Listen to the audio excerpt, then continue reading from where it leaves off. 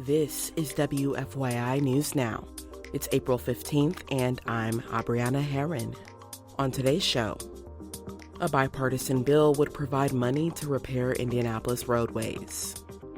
Students, parents, and educators tell lawmakers the state's plan for property tax relief would be detrimental to their district.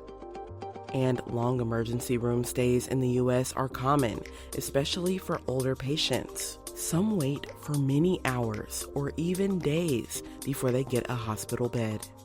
You know, it's hard enough for anyone to be in the ER, but I cannot imagine someone with dementia being in there because that was so hard for him. I was there most of the time, and he just kept saying, when am I going? What's happening? Because he didn't understand. Those stories coming up, but first. Many of the plants adorning yards across central Indiana are invasive.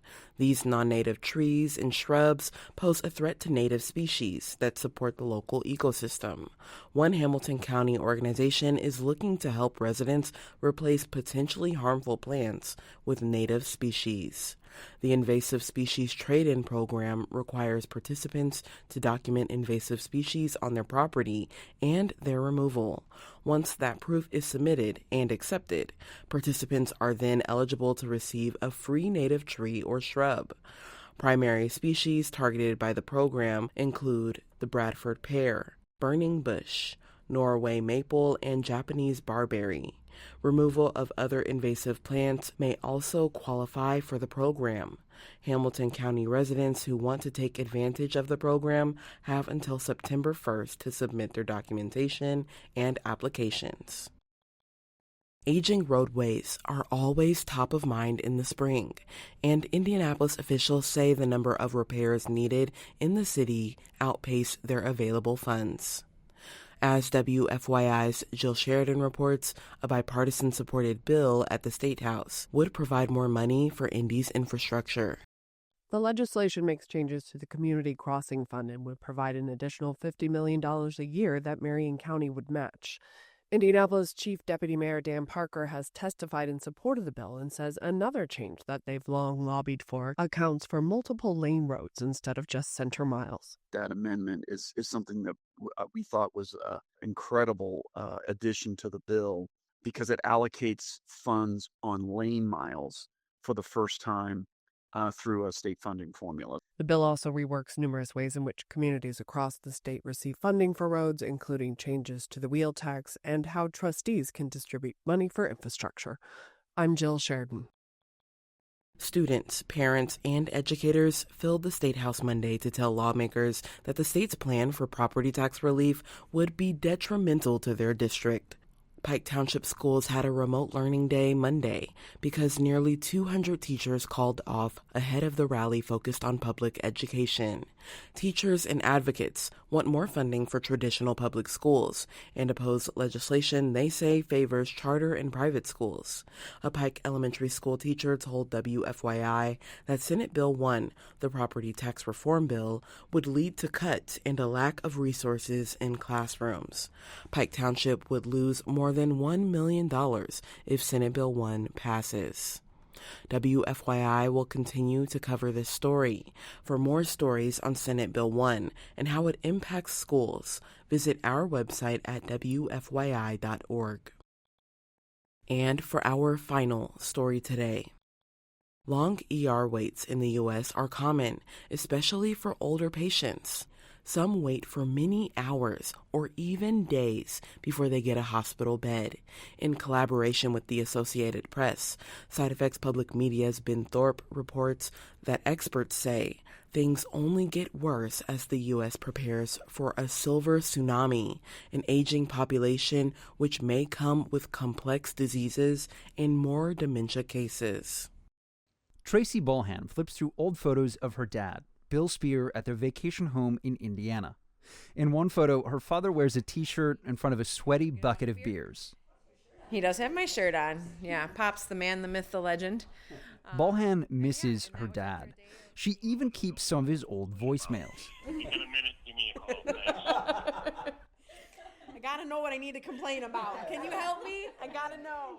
Spear passed away last year after a long struggle with dementia. They routinely ended up in the emergency room. During one stay, he spent 12 hours in the ER of Endeavor Health in Naperville, Illinois, waiting for a psych evaluation. He was strapped down. There was nothing he could do. So he was like banging his head, like doing the things where he was kind of thrashing around in the bed. The hospital said they wouldn't comment on Spears' experience, citing patient privacy. Balhan didn't know it then, but her dad's ER experience is so common it has a name: ER boarding. In 2022, the most recent year we have data for, 3 million visits to an ER that led to a hospital admission had a wait of 4 hours or longer before getting a regular hospital bed. That's according to an analysis by the Associated Press and Side Effects Public Media. Data suggests that half of the patients who were boarded were 65 or older. Experts say, at this rate, it's unlikely things will get better. The population is substantially older.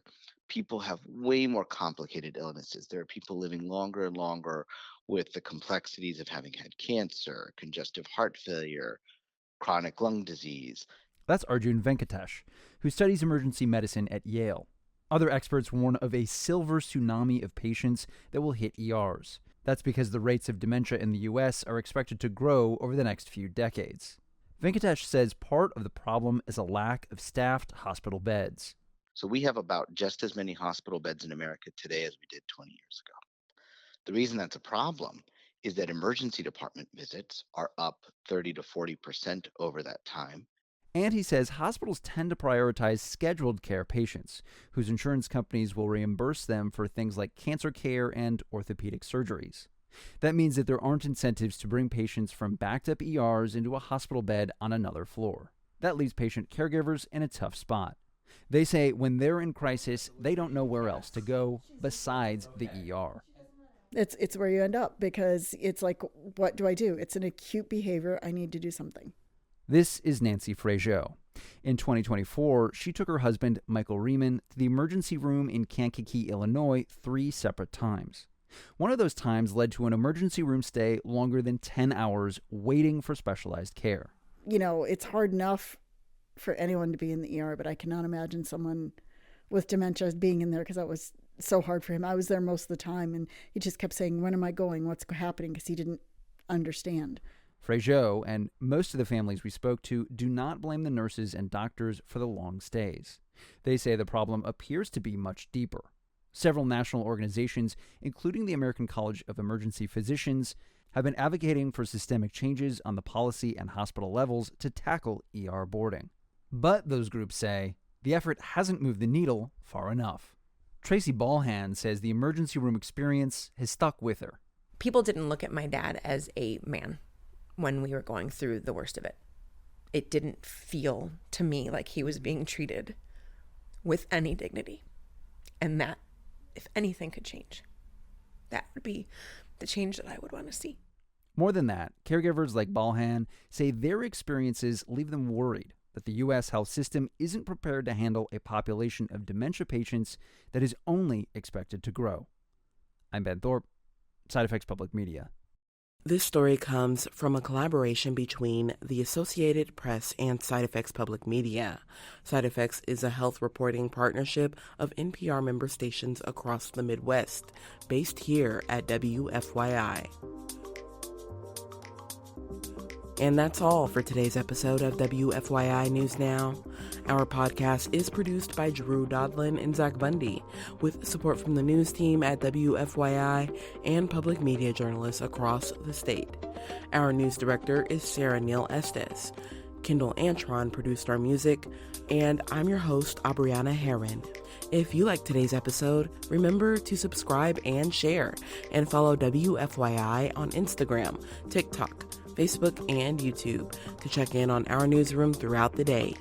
Thanks for listening. We'll be back tomorrow.